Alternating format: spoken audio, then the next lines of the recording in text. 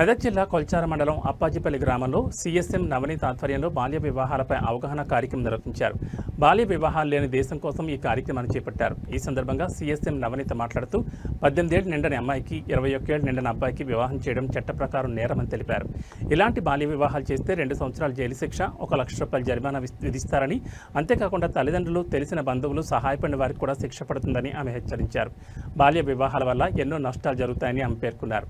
బాల్య వివాహాలు ఎక్కడైనా జరుగుతున్నట్లు సమాచారం ఉంటే వెంటనే చైల్డ్ లైన్ 1098, పోలీస్ శాఖ 100 మరియు విచారణ సంస్థలకు గ్రామ కార్యదర్శి, తహసీల్దార్, child development project officer, anganwadi టీచర్లు, పాఠశాల ఉపాధ్యాయులు, ఆశా వర్కర్లకు తెలియజేయాలని ఆమె కోరారు.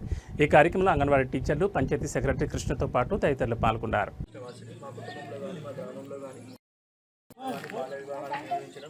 నా సామాజిక బాధ్యతగా గుర్తించి పనిచేస్తాను. 18 సంవత్సరాల నిండని అమ్మాయికి 21 సంవత్సరాల నిండిన అబ్బాయికి వివాహం చేయకూడదు.